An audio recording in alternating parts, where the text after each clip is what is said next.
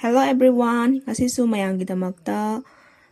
video ama puduna lakchari sangom sana thongse merameski mawongda thongse hawai thrak leire napakpi maraga managa leire sina yenam nakupi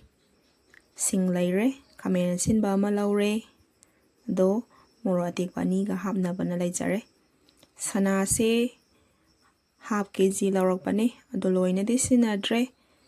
aina sizinnarisina pawagi chang haitare si kakjariba machese laujare aduga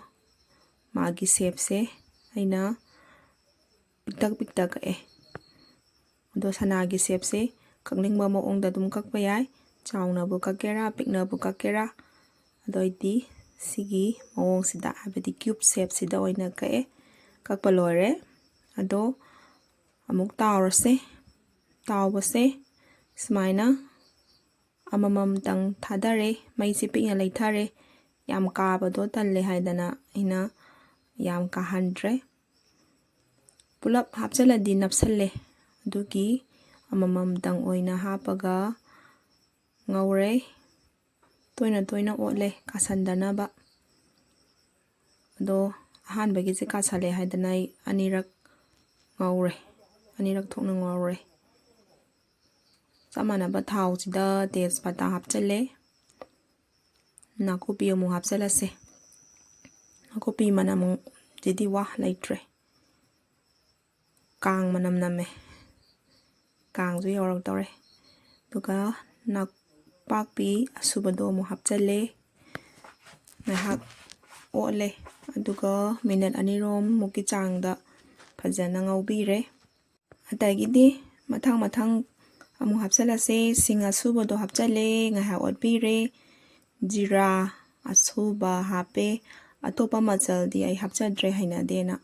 ado jira tang hape ai machal mayam hapase kya pamjade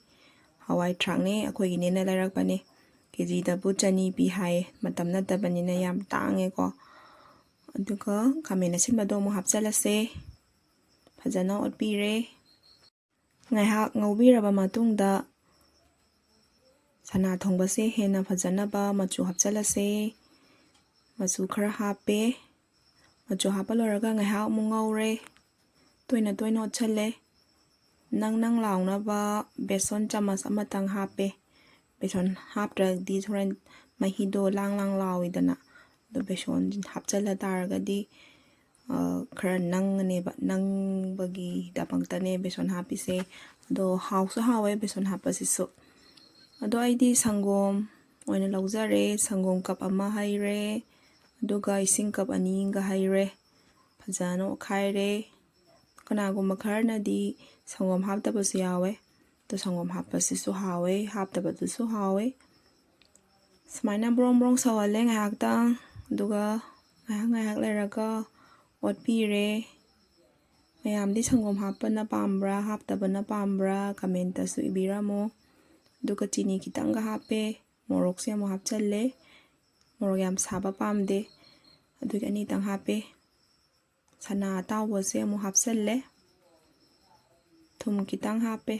yamdi hapte moidi thum yam yakan leko adugi thum khajika hape loisalae